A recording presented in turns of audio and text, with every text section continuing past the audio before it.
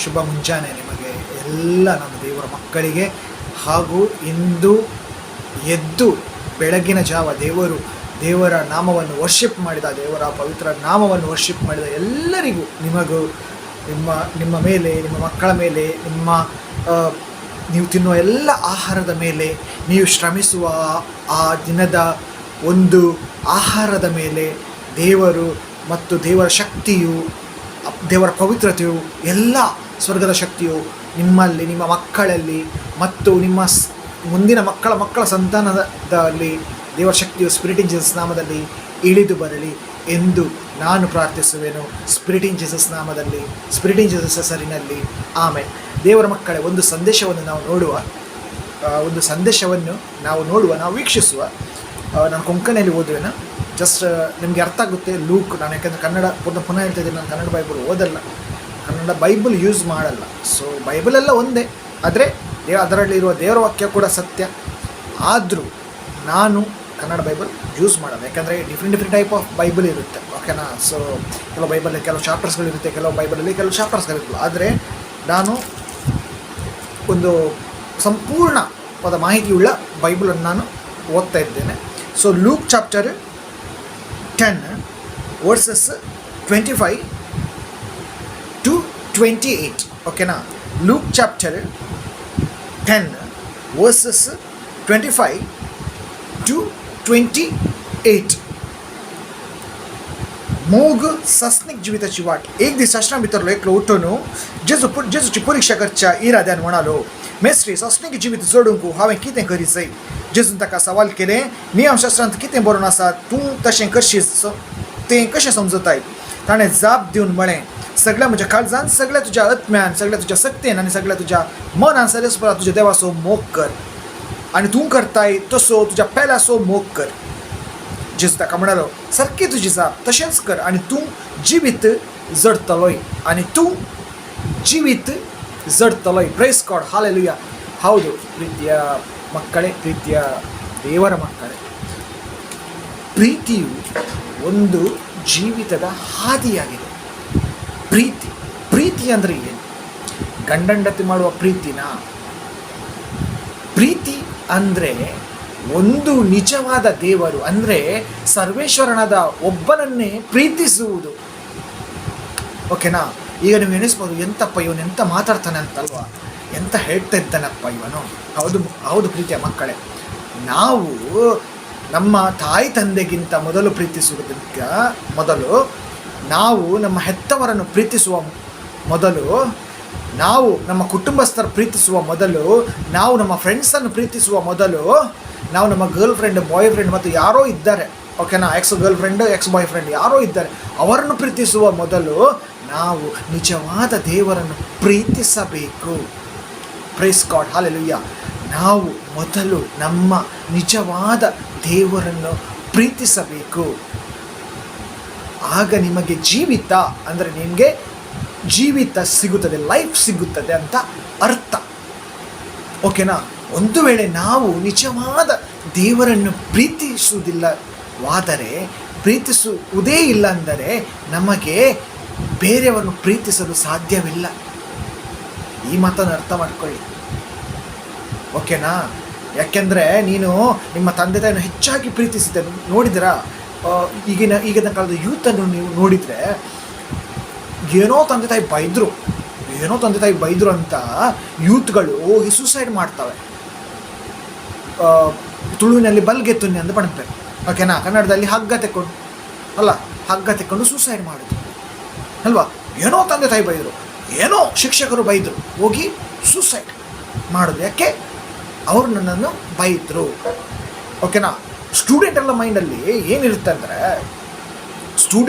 ಕಲಿಯುವ ಸ್ಟೂಡೆಂಟಲ್ಲಿ ಮೈಂಡಲ್ಲಿ ಒಬ್ಬ ಶಿಕ್ಷಕ ಬೈದರೆ ತಾನು ಪ್ರೀತಿಸಿದ ಹುಡುಗಿ ಅಥವಾ ಹುಡುಗ ಎದುರು ಇನ್ಸಲ್ಟ್ ಆಯಿತು, ಈ ಮೆಂಟಾಲಿಟಿಯಲ್ಲಿ ಅವರು ಸೂಸೈಡ್ ಮಾಡ್ತಾರೆ.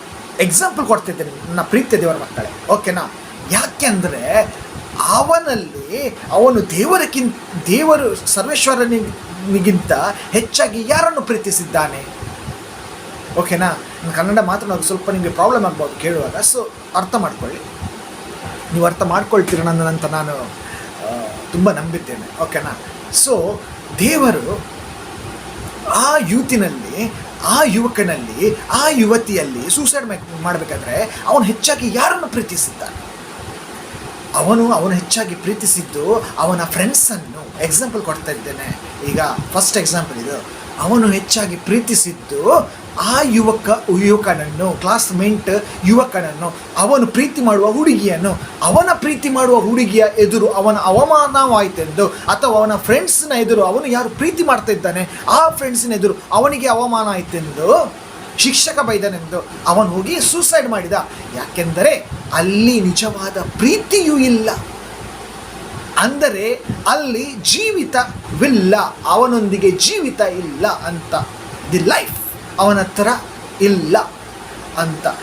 ನಿಜವಾದ ಪ್ರೀತಿ ಅಂದರೆ ನಾವು ಸಂಪೂರ್ಣವಾಗಿ, ಬೈಬಲ್ ಹೇಳ್ತಾ ಇದೆ, ಲೂಕ ಚಾಪ್ಟರ್ 10 ವರ್ಸಸ್ 25 28 ತನಕ ಹೇಳ್ತಾ ಇದೆ, ನಾವು ನಿಜವಾದ ದೇವರನ್ನು ಪ್ರೀತಿಸಬೇಕು.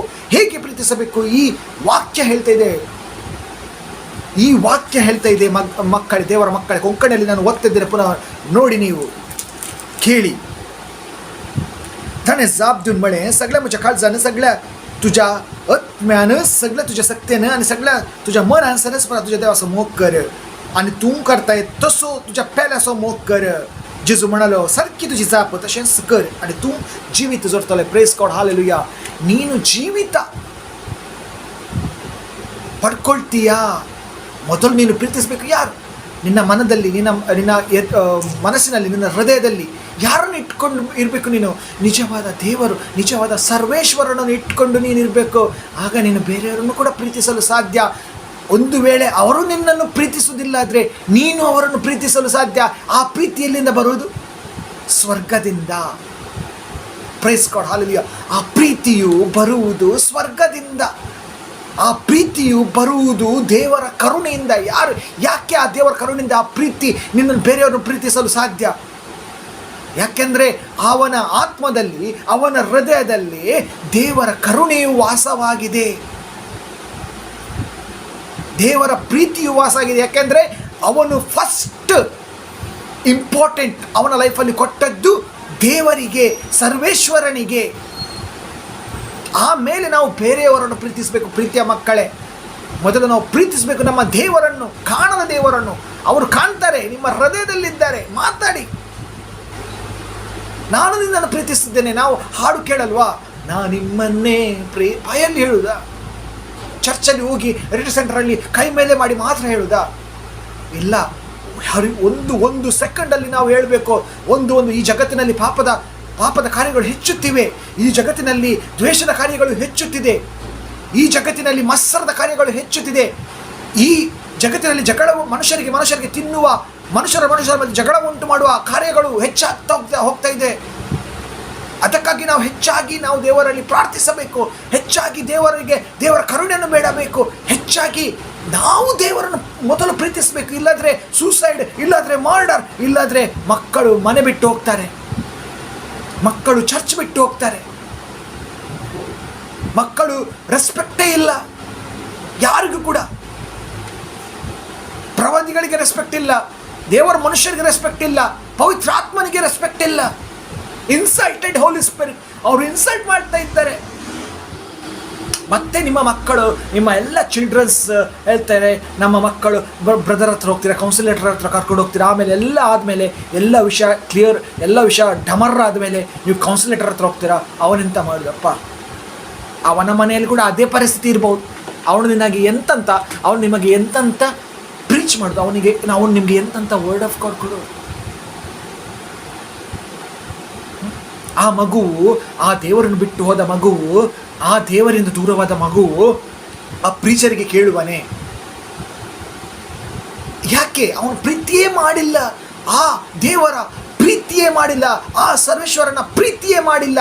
ಅದಕ್ಕೆ ಇವತ್ತು ಯುವಕರು ಯುವತಿಯರು ದಾರಿ ತಪ್ತಾ ಇದ್ದಾರೆ. ಇನ್ನು ಮುಂದೆ ಕೂಡ ದಾರಿ ತಪ್ತಾರೆ. ಯಾಕೆಂದ್ರೆ ಸಮಯ ಬಂದಾಗಿದೆ ದೇವರ ಮಕ್ಕಳೇ, ಸಮಯ ಬಂದಾಗಿದೆ. ಇನ್ನು ಮುಂದೆ ಬರುವ ಸಮಯ ಭಾರಿ ಭಯಾನಕ, ತುಂಬ ಭಯಾನಕ. ಯಾಕೆಂದರೆ ಸೈತಾನನ್ನು ಒಳ್ಳೆ ಗೊತ್ತಿದೆ. ಕರುಣೆ, ದೇವರ ಕರುಣೆ ಮತ್ತು ದಯ ನಮ್ಮೆಲ್ಲ ಪವಿತ್ರ ಸಭೆಯ ಮಕ್ಕಳನ್ನು ದೂರ ಮಾಡಲು ದೇವರ ಕರುಣೆಯಿಂದ ಮತ್ತು ದೇವರ ದಯೆಯಿಂದ ನಮ್ಮನ್ನು ಸರ್ವೇಶ್ವರನ ಕರುಣೆ ಮತ್ತು ದಯೆಯಿಂದ ನಮ್ಮನ್ನು ಸೈತಾನ ದೂರ ಮಾಡಲು ಪ್ರಯತ್ನಿಸ್ತಾ ಇದ್ದಾನೆ. ನೆನಪಿಡಿ, ಯಾಕೆಂದರೆ ಈ ಜಗತ್ತಿನಲ್ಲಿ ಪಾಪಗಳನ್ನು ಹೆಚ್ಚುತ್ತಾ ಇದ್ದಾನೆ. ಬೈಬಲ್ ಓಲ್ಡ್ ಟೆಸ್ಟಮೆಂಟ್ ಹೇಳ್ತಾ ಇದೆ, ಪಾಪಿಗಳಿಗೆ ಏನು ಶಿಕ್ಷೆ, ಪಾಪಿಗಳ ಮುಂದೆ ಏನಾಗುತ್ತವ್ರೆ, ಮಾತ್ರ ಅವು ಉಳಿಯುವುದು ಮಾತ್ರ ದೇವರ ಕರುಣೆ ಉಳ್ಳವರು, ದೇವರ ದಯೆಯು ಅವರ ಮೇಲೆ ಇದ್ದವರು, ದೇವರ ಕರುಣೆ ಯಾರ ಮೇಲಿದೆ ಅವರು ಮಾತ್ರ ಬದುಕುವರು. ಎಲ್ಲಿ ಕೊಂಕಣಲ್ಲಿ ಸಸ್ನಿಕ್ ಜೀವಿತ ಅಂತ ಹೇಳ್ತಾ ಇದ್ದಾರೆ, ಅದೇ ಈ ವಾಕ್ಯ ಹೇಳ್ತಾ ಇದೆ. ಅದು ಹೌದು, ನಮಗೆ ಕಮಾಂಡ್ಮೆಂಟೇ ಅದೇ. ನಾವು ಮೊದಲು ನಮ್ಮ ಸರ್ವೇಶ್ವರರನ್ನು ಪ್ರೀತಿಸಬೇಕು. ಒಬ್ಬರೇ ಅವರು ಸ್ವರ್ಗದಲ್ಲಿ ಇರುವರು, ಅದೇ ನಿಮ್ಮ ಹೃದಯದಲ್ಲಿ ಬಂದು ವಾಸಿಸುತ್ತಾರೆ. ಯಾವಾಗ ನಿಮ್ಮ ಪಾಪಗಳು ನೀವು ಯಾವಾಗ ತ್ಯಜಿಸುತ್ತೀರೋ, ನಿಮ್ಮ ಆತ್ಮಕ್ಕೆ, ನಿಮ್ಮ ಸೋಲಿಗೆ ಯಾವಾಗ ಡೆಲಿವರೆನ್ಸ್ ಸಿಗುತ್ತದೋ, ಆವಾಗ ಎಲ್ಲ ಆ ಮೂರು ತ್ರೈಯೇಕ ದೇವ ನಿಮ್ಮ ಹೃದಯದಲ್ಲಿ ಬಂದು ವಾಸಿಸುತ್ತಾರೆ. ಆಗ ಕತ್ತಲೆ ನಿಮ್ಮ ಆತ್ಮಕ್ಕೆ ಮುಟ್ಟಲು ಸಾಧ್ಯವಿಲ್ಲ ಎಂದು ಅರ್ಥ. ಹಾಗಾದರೆ ನಾವು ಮೊದಲು ಯಾರನ್ನು ಪ್ರೀತಿ ಮಾಡಬೇಕು ಅಂತ ಈ ವರ್ಡ್ ಆಫ್ ಗಾಡ್ ಹೇಳ್ತದೆ. ಮೊದಲು ನಾವು ಪ್ರೀತಿ ಮಾಡಬೇಕು ನಮ್ಮ ಸರ್ವೇಶ್ವರರನ್ನು. ಆಗ ನಿಮಗೆ ಎಲ್ಲರೂ ನಿಮ್ಮ ಕಣ್ಣಿಗೆ ಒಳ್ಳೆಯವರೇ ಕಾಣುವರು. ಯಾಕೆಂದರೆ ದೇವರು ಹಾಗೆ ಮಾಡ್ತಾರೆ. ಯಾಕೆಂದರೆ ನಿಮ್ಮನ್ನು ಅವರು ಗಟ್ಟಿ ಹಿಡಿದಿದ್ದಾರೆ. ಯಾಕೆ? ನೀವು ಪಾಪಕ್ಕೆ ಹೋಗಬಾರದಂತ, ನೀವು ಯಾರನ್ನು ದ್ವೇಷಿಸಬಾರದಂತ. ಅದೇ ದೇವರ ಕರುಣೆ ಆ ಮನುಷ್ಯನಲ್ಲಿ ಇರೋದು. ಆ ಕರುಣೆಯು, ಆ ದಯೆಯು ಯಾರು ಅವನಿಂದ ದೂರ ಮಾಡೋಕ್ಕಾಗಲ್ಲ. ಯಾಕೆಂದರೆ ಅವರಿಗೇನೆ ಹೇಳೋದು ಚೂಸನ್ ಪರ್ಸನ್ ಅಂತ. Chosen person, chosen child of god ಅಂತ. ಪ್ರೀತಿ ಮೊದಲು ಮಾಡಬೇಕು ನಾವು, ದೇವರ ಪ್ರೀತಿ. ಆಮೇಲೆ ಎಲ್ಲರೂ ಬರ್ತಾರೆ, ಓಕೆನಾ? ಆಮೇಲೆ ಎಲ್ಲರ ಪ್ರೀತಿ.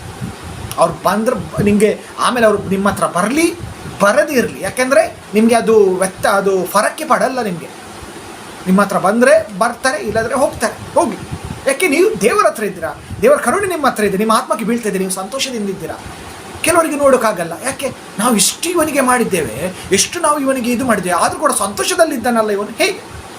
ದೇವರ ಕರುಣೆ. ನೀನು ಸಾಕ್ಷಿಯಾಗಿದ್ಯಾ ದೇವರಿಗೆ, ದೇವರನ್ನು ಪ್ರೀತಿ ಮಾಡಿದ್ಯಾ. ಮೊದಲು ನಿನ್ನ ಲೈಫಲ್ಲಿ ನಿನ್ನ ಸ್ಥಾನ ನೀನು ದೇವರಿಗೆ ಕೊಟ್ಟಿದ್ದೀಯಾ. ಇಷ್ಟು ವರ್ಷ ಸಣ್ಣ ಆಗ್ಬೋದು, ನೀನು ಚಿಕ್ಕ ವಯಸ್ಸಿನಿಂದ ಕೊಟ್ಟಿದ್ದೀಯಾ ಸಮಯ. ಮೊದಲು ಪ್ರೀತಿ ನೀನು ದೇವರದ್ದು ಮಾಡಿದ್ಯಾ. ಅದಕ್ಕೆ ಇವತ್ತು ದೇವರು ನಿನ್ನ ಪಕ್ಷ ನಿಂತ್ಕೊಳ್ತಾರೆ, ಅಥವಾ ನನ್ನ ಪಕ್ಷ ನಿಂತ್ಕೊಂಡಿದ್ದಾರೆ. ಸೊ ಅರ್ಥ ಮಾಡ್ಕೊಳ್ಳಿ ಪ್ರೀತಿಯ ಮಕ್ಕಳೇ.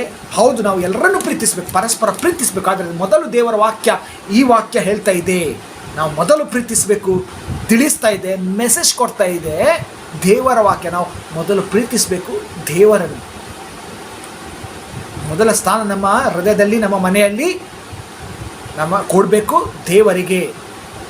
ಆಮೇಲೆ ಪ್ರೀತಿಸಿ, ನೆರೆಯವರನ್ನು ಪ್ರೀತಿಸಿ, ಫ್ರೆಂಡ್ಸನ್ನು ಪ್ರೀತಿಸಿ, ಅಲ್ವಾ? ಅವರು ದೂರ ಹೋದರೂ ಕೂಡ ನೀವು ಸೂಸೈಡ್ ಮಾಡಲ್ಲ, ಡಿಪ್ರೆಷನ್ಗೆ ಹೋಗಲ್ಲ. ಯಾಕೆ? ದೇವರ ಪ್ರೀತಿ, ದೇವರ ಕರುಣೆ ನಿಮ್ಮ ಹತ್ರ ಇದೆ ಮಕ್ಕಳೇ. ಅದೇ ಲೈಫ್ ಅಂದರೆ ನೀವು ಲೈಫನ್ನು ಪಡ್ಕೊಂಡಿದ್ದೀರಂತ ಅರ್ಥ. ಆಚೀಚೆ ಸೈತಾನ ನಲಿಸುವಾಗ, ಆಚೀಚೆ ಸೈತಾನ ಆಟ ಆಡಿಸುವಾಗ ನೀವು ಓಡಬೇಕಂತಿಲ್ಲ. ಧೈರ್ಯದಿಂದ ಸ್ಥಿರವಾಗಿರ್ತೀರ ನೀವು. ಯಾಕೆ? ದೇವರ ಕರುಣೆ ಮತ್ತು ದೇವರ ಪ್ರೀತಿ ನಿಮ್ಮಲ್ಲಿರುತ್ತದೆ, ನಿಮ್ಮಲ್ಲಿದೆ ಅಂತ ಅರ್ಥ. ಬಿಡಲ್ಲ, ಅವರು ಮುಟ್ಟಕ್ಕೆ ಬಿಡಲ್ಲ ಯಾರನ್ನು ಕೂಡ. ಯಾಕೆಂದರೆ ನೀವು ಮೊದಲ ಸ್ಥಾನ ನಿಮ್ಮ ಹೃದಯದಲ್ಲಿ ದೇವರಿಗೆ ಕೊಟ್ಟಿದ್ದೀರಾ. ಜಗತ್ತನ್ನು ಸೃಷ್ಟಿ ಮಾಡಿದ, ಮನುಷ್ಯರನ್ನು ಪ್ರೀತಿ ಮಾಡಿದ ಆ ದೇವರಿಗೆ ನೀವು ಪ್ರಥಮ ಸ್ಥಾನವನ್ನು ನಿಮ್ಮ ಹೃದಯದಲ್ಲಿ ಕೊಟ್ಟಿದ್ದೀರಾ ಅಂತ ಅರ್ಥ. ನಿಮ್ಮ ಹೃದಯದಲ್ಲಿ ಲೈಫ್ ಇದೆ, ನಿಮ್ಮ ಆತ್ಮಕ್ಕೆ ಲೈಫ್ ಇದೆ ಅಂತ. ಲೈಫ್ ಅಂದರೆ ಏನು? IT ಕಂಪನಿಯಲ್ಲಿ ಕೆಲಸ ಸಿಕ್ಕಿದೆ, ಅದು ಲೈಫಾ? ಬೆಂಗಳೂರಲ್ಲಿ ತುಂಬ IT ಕಂಪನಿಗಳಿವೆ. ಸೊ IT ಕಂಪನಿಯಲ್ಲಿ ನೀವು ಜಾಬ್ ಮಾಡ್ತೀರಾ, ಅದು ಲೈಫಾ? ಹೇಳಿ ಮಕ್ಕಳೇ, ದುಡ್ಡು ಮಾಡೋದು ಲೈಫಾ? ಇಲ್ಲ. ಒಂದು 10 ರೂಪಾಯಿ ಕೂಡ ಇದ್ದರೆ, ಒಬ್ಬ ಭಿಕ್ಷುನಿಗೆ 10 ರೂಪಾಯಿ ಕೂಡ ಕೊಟ್ಟರೆ ಅವನು ಆ 10 ರೂಪಾಯಿ ತಗೊಳ್ತಾನೆ, ಅಂಗಡಿಗೆ ವಡಪಾವ್ ತಗೊಳ್ತಾನೆ, ವಡಪಾವ್ ಅಥವಾ ಏನೋ ತಗೊಳ್ಬೋದು. ಅವನು ಹೊಟ್ಟೆ ತುಂಬಿಸ್ತಾನೆ ಅಲ್ವಾ? ಹೊಟ್ಟೆ ತುಂಬಿಸಿ ಸುಮ್ಮನೆ ಮಲಗ್ತಾನೆ. ಅದೇ ಕೊರೋನಾ ಟೈಮಲ್ಲಿ ಎಲ್ಲ IT ಕಂಪನಿಗಳು, ಎಲ್ಲ ದೊಡ್ಡ ದೊಡ್ಡ ಕಂಪನಿಗಳು, ಎಲ್ಲರೂ ದೊಡ್ಡ ಬಿಸ್ನೆಸ್ ಮ್ಯಾನ್ಗಳು ಲಾಸ್ ಆಗಿ ಹೋದ್ರು. ಕೆಲವು ಜಾಬ್ಲೆಸ್ ಆಗಿದ್ರು. ಏನು ಮಾಡಿದರು? ಸೂಸೈಡ್ ಮಾಡಿಲ್ವ? ಯಾಕೆ? ಮೊದಲ ಸ್ಥಾನ ದೇವರಿಗೆ ಕೊಟ್ಟಿಲ್ಲ. ಇವತ್ತು ಕೂಡ ಓಡ್ತಾ ಇದ್ದಾರೆ ಜಾಬಿಗೋಸ್ಕರ. ಸ್ಯಾಲರಿ ಇಲ್ಲ, ಕರೆಕ್ಟಾಗಿ ಸ್ಯಾಲರಿ ಇಲ್ಲ ಅಂತ ತೋರಿಸ್ತಾ ಇಲ್ಲ ಮಾತ್ರ. ನಾವೆಲ್ಲ ಸರಿ ಇದೆ ಅಂತ ತೋರಿಸ್ತಾ ಇದ್ದಾರೆ. ಆದರೂ ಕೂಡ ನಾನು ಹೇಳುದು ದೇವರ ಮಕ್ಕಳೇ, ಏನೂ ಸರಿ ಇಲ್ಲ, ಎಲ್ಲ ಆಚೀಚಾಗಿದೆ. ಸೊ ಯೋಚಿಸಿ, ಮೊದಲ ಸ್ಥಾನ ನೀವು ದೇವರಿಗೆ ಕೊಟ್ಟಿದ್ದೀರಾ? ಇಲ್ಲ. ಮೊದಲ ಸ್ಥಾನ ನೀವು ನಿಮ್ಮದೇ ಆದ ನಿಯಮಕ್ಕೆ ಕೊಟ್ಟಿದ್ದೀರಾ, ನೀವು ನಿಮ್ಮದೇ ಆದ ಥಾಟ್ಸ್ಗೆ ಕೊಟ್ಟಿದ್ದೀರಾ ನೀವು. ಹಾಗಾಗಿ ನೀವು ದೇವರಿಂದ ಇವತ್ತು ದೂರ ಇದ್ದೀರಾ. ದೇವರನ್ನು ಗುರುತು ಹಿಡಿಯಲು ನಿಮಗೆ ಸಾಧ್ಯವಿಲ್ಲ. ಹಾಗಾದರೆ ನೀವು ದೇವರ ಮಕ್ಕಳಂತ ಹೇಗೆ ಹೇಳುವುದು? ನೀವು ದೇವರನ್ನೇ ಪ್ರೀತಿಸಲಿಲ್ಲ, ನೀವು ದೇವರ ಮಕ್ಕಳಂತ ಹೇಗೆ ಹೇಳುವುದು? ನೀವು ನಿಮ್ಮ ಹತ್ತಿರ ದೇವರ ಪ್ರೀತಿನೇ ಇಲ್ಲದ್ರೆ ನೀವು ನೆರೆಯವರನ್ನು ಪ್ರೀತಿಸ್ತೀರಿ ಅಂತ ನೀವು ಹೇಗೆ ಹೇಳೋದು? ಇವತ್ತು ನೀವು ನಲಿತಾ ಇದ್ದೀರಾ. ಯಾರು? ಸೈತಾನ ಊದ್ತಾ ಇದ್ದಾನೆ ಕಿವಿಯಲ್ಲಿ, ನೀವು ನಲಿತಾ ಇದ್ದೀರಾ. ಅವನು ನಲಿಸ್ತಾ ಇದ್ದಾನೆ, ನೀವು ನಲಿತಾನೇ ಇದ್ದೀರಾ. ಎಷ್ಟು ವರ್ಷ? ಇನ್ನು ಎಷ್ಟು ವರ್ಷ ಅಂತ ನಲಿತೀರಾ? ಎಷ್ಟು ವರ್ಷ ನೀವು ಬದುಕ್ತೀರಾ ಅಥವಾ ನಾನು ಬದುಕ್ತೀನಿ? ಯೋಚಿಸಿ. ಎಲ್ಲಿ ಹೋಗ್ತೀರಾ ನೀವು? ಯೋಚಿಸಿ. ಹಾಗಾದರೆ ಮೊದಲು ನಾವು ಪ್ರೀತಿ ಮಾಡಬೇಕು. ನಿಮ್ಮ ಮಕ್ಕಳಿಗೆ ಹೇಳಿ, ನಿಮ್ಮ ಪ್ರಾಯ ಆಯ್ತಂತ ನಾನು ಎಣಿಸ್ತೇನೆ, ಆದರೆ ನಿಮ್ಮ ಮುಂದೆ ಬರುವ ಮಕ್ಕಳಿಗೆ ಹೇಳಿ, ನೀನು ನಮಗೆ ಆ ನಾಲೆಜ್ ಸಿಕ್ಕಲಿಲ್ಲ ಮಕ್ಕಳೇ, ನೀವು ಆ ದೇವರನ್ನು ಪ್ರೀತಿಸಬೇಕು. ಯಾಕೆಂದರೆ ಅವನು ತನ್ನ ಎಲ್ಲವನ್ನು ನಮಗೆ ಕೊಟ್ಟಿದ್ದಾನೆ. ಎಲ್ಲವನ್ನು ಕೊಟ್ಟಿದ್ದಾನೆ ಅಂದರೆ ಏನು? ಆ ಪವಿತ್ರವಾದ ಮಗನನ್ನು, ಯೇಸು ಕ್ರಿಸ್ತನನ್ನು ನಮಗೆ ಕೊಟ್ಟಿದ್ದಾನೆ, ಪ್ರೀತಿಯನ್ನು ಕೊಟ್ಟಿದ್ದಾನೆ. ಕೊಟ್ಟಿಲ್ವಾ? ಹಾಗಾದರೆ ನಮಗೆ 1 ಗಂಟೆ ಅವರಿಗೆ ಕೊಡಲಿಕ್ಕೆ ಏನು? ಪ್ರೇಯರಲ್ಲಿ ಪ್ರೀತಿ, ಅದು ಕೊಡೋದು ನೀವು ಪ್ರೀತಿ. ಬೇರೆಯವ್ರಿಗೋಸ್ಕರ ಪ್ರಾರ್ಥನೆ ಮಾಡೋದು, ಅದು ನೀವು ಕೊಡೋದು ಪ್ರೀತಿ. ಇದೆ ಅರ್ಥ. 3ನೇ ಅರ್ಥ ಇದರದ್ದು ಇದೆ. ಸೊ ಅರ್ಥ ಮಾಡ್ಕೊಳ್ಳಿ ದೇವರ ಮಕ್ಕಳು. ಪ್ರೀತಿ ಮಾಡೋದು ಅಂದರೆ ಇದು. ಬೇರೊಬ್ಬರಿಗೋಸ್ಕರ ಪ್ರಾರ್ಥಿಸಿ ನೀನು ಪ್ರೀತಿ ಮಾಡೋದು, ಇದು 3ನೇ ಪಾರ್ಟ್. ಯಾವನು ನಿಮ್ಮ ಹತ್ರ ಮಾತಾಡಲ್ಲ, ಬಿಡಿ. ನೀವು ಮಾತಾಡಲಿಕ್ಕೆ ನಿಮಗೆ ಮನಸ್ಸಿದೆ, ಅದು ಕೂಡ ಮಾತಾಡಲ್ಲ. ನೀವು ದೇವರಿಗೆ ಕೊಡಿ ಸಮಯ, ಇದು 3ನೇ ಸ್ಟೆಪ್. ಬಿಟ್ಟಾಗಿ ಹೋಗಿ ಅಲ್ವಾ? ನೀವು ದೇವರನ್ನು ಪ್ರೀತಿಸಲ್ಲ, ಬಿಡಿ, ಆಯಿತು. ಅವನಿಗೋಸ್ಕರ ಪ್ರೇಯರ್ ಮಾಡುವ, ಹೋಗಲಿ. ನೀವು ಪ್ರಥಮ ಸ್ಥಾನ ನಿಮ್ಮ ಹೃದಯದಲ್ಲಿ ದೇವರದ್ದು ಇರಬೇಕು. ಆಗ ನೀವು ಅವನ ಬಗ್ಗೆ ಯೋಚಿಸಲ್ಲ. ಯೋಚನೆ ಬರೋಕ್ಕೆ ದೇವರು ಬಿಡಲ್ಲ. Because he is lot. ಯಾವಾಗ ನೀವು ಅವರಿಗೆ ಸಮರ್ಪಣೆ ಮಾಡ್ತಿರೋ, ನಿಮ್ಮ ಎಲ್ಲ ಕಷ್ಟ, ದುಃಖ, ನಷ್ಟ, ಹೃದಯ ಪ್ಲಸ್ ಫಸ್ಟ್ ಒಂದು ಹೃದಯ ಪ್ರೀತಿ, ನಿಮ್ಮ ಪ್ರೀತಿ ಕೊಡ್ತೀರೋ ಅವರಿಗೆ, ಅವರು ನಿಮ್ಮನ್ನು ಕಾಯ್ತಾರೆ. ಅವನು ನಿನ್ನವನು, ಮುಟ್ಟಬೇಡ, ನಿನ್ನ ಸಾಯಿಸ್ಲಿಕ್ಕಾಗಲ್ಲ, ನಿನಗೆ ಸಾಯಿಸ್ಲಿಕ್ಕೂ ಕೂಡ ನೋಡಬೇಡ ಅಂತ ಹೇಳ್ತಾರೆ. ಆ ಸ್ವರ್ಗೀಯ ಸರ್ವೇಶ್ವರ ಪಿತ ನಿಮ್ಮನ್ನು ಯಾರು ಮುಟ್ಟಕ್ಕಾಗಲ್ಲ, ನನ್ನನ್ನು ಕೂಡ ಯಾರು ಮುಟ್ಟಕ್ಕಾಗಲ್ಲ, ಸಾಯಿಸೋಕ್ಕೂ ಕೂಡ ಆಗಲ್ಲ. ಅಂಥ ದೇವರು, ಅಂಥ ಶಕ್ತಿಯುತ ದೇವರು ನಮ್ಮ ಸರ್ವೇಶ್ವರನು. ಒಬ್ಬನೇ ಅವ. ಈ ಜಗತ್ತನ್ನು ಸೃಷ್ಟಿ ಮಾಡಿದವನು ಅವನೇ. ಈ ಜಗತ್ತಿನಲ್ಲಿದ್ದ ಎಲ್ಲ ವಸ್ತುಗಳು ಸೃಷ್ಟಿ ಮಾಡಿದ್ದು ಅವನೇ. ಅವನಿಗೆ ಸರ್ವನಾಶ ಮಾಡಲು ಕೂಡ ಅಧಿಕಾರ ಇದೆ, ಅವನಿಗೆ ಸೃಷ್ಟಿ ಮಾಡಲು ಕೂಡ ಅಧಿಕಾರ ಇದೆ. ಒಮ್ಮೆಲೆ ಅವನು ಸರ್ವನಾಶ ಮಾಡಿದರೆ ಯೋಚಿಸಿ, ಪಾಪದಿಂದ ದೂರೇರಿ. ಇಷ್ಟು ನಾನು ಹೇಳಿದ್ದು, ಪಾಪದಿಂದ ದೂರೇರಿ, ನಿಮ್ಮ ಜೀವನವನ್ನು ಹೋಲಿನೆಸ್ಸಿಂದ ಬರೀರಿ. ಒಂದು ಸರ್ತಿ ದೇವರ ಕರುಣೆ, ಒಂದು ಸರ್ತಿ ನಿಮ್ಮ ಆತ್ಮಕ್ಕೆ ದೇವರ ದಯೆ, ಒಂದು ಸರ್ತಿ ನಿಮಗೆ ಆ ಅರ್ಥ ಆದರೆ, ನೀವು ಯು ಆರ್ ಸೇವ್ಡ್ ಅಂತ ನಿಮಗೆ ಅರ್ಥ ಆದರೆ, ಇಸ್ ಈಸಿ. ನಿಮ್ಮ ಪಾಪಗಳು ಪರಿಶುದ್ಧವಾಗ್ತಾನೆ ಇರ್ತದೆ, ಪರಿಶುದ್ಧ ಆತ್ಮರು ಕೆಲಸ ಮಾಡ್ತಾನೆ ಇರ್ತಾರೆ ನಿಮ್ಮ ಹೃದಯದಲ್ಲಿ. ಇದು ನಿಮಗೆ ಕನ್ಫರ್ಮೇಷನ್ ಇರಬೇಕು ಅಲ್ವಾ? ಯಾವಾಗ ಒಬ್ಬ ಪ್ರೀಸ್ಟ್ ಆಗ್ತಾನೆ, ಅವನಿಗೆ ಕನ್ಫರ್ಮೇಷನ್ ಕೊಡ್ತಾನೆ, ನೀನು ಪ್ರೀಸ್ಟ್ ಆಗಿದ್ದಿ ಮಾರೆ ಅಂತ. ಏನು ಹೆದರಬೇಡ, ನಿಂದೆಲ್ಲ ಹೋಯ್ತು, ಬ್ರದರ್ ಆದಿ, ಸೆಮಿನಾರಿಗೆ ಸೇರಿದಿ, ಎಲ್ಲ ಕಷ್ಟಗಳನ್ನು ಮರೆತು ನೀನೀಗ ಪ್ರೀಸ್ಟ್ ಆದಿ. ಸೊ ಪ್ರೀಸ್ಟ್ ಆದಂತ ಅದೊಂದು ಕನ್ಫರ್ಮೇಷನ್. ಹಾಗೆಯೇ ನೀನು ಶುದ್ಧವಾಗಿದ್ದಿ, ನೀನು ದೇವರ ಮುಂದೆ ಇದ್ದಿ ಅಂತ ಕನ್ಫರ್ಮೇಷನ್ ಕೊಡೋದು ಆ ಸತ್ಯದ ಪವಿತ್ರಾತ್ಮ ದೇವರ ಆತ್ಮ ಕೊಡೋದು ಕನ್ಫರ್ಮೇಷನ್. ಸೊ ಯೋಚಿಸಿ, ಮೊದಲ ಸ್ಥಾನ ನಾವು ದೇವರಿಗೆ ಕೊಡಬೇಕು. ಇನ್ನೂ ಸಮಯ ಇಲ್ಲ, ಸಮಯ ಇಷ್ಟು ಬರ್ತಾ ಇಲ್ಲ, ಇಷ್ಟು ಆಗ್ತಿದೆ, ಚಿಕ್ಕದು ಆಗ್ತಿದೆ. ಸೊ ದೇವರ ಮಕ್ಕಳೇ, ದಯವಿಟ್ಟು ಒಬ್ಬನೇ ದೇವರಾದ ಸೃಷ್ಟಿಕರ್ತನನ್ನು ಪ್ರೀತಿಸಿ. ಆಮೆನ್.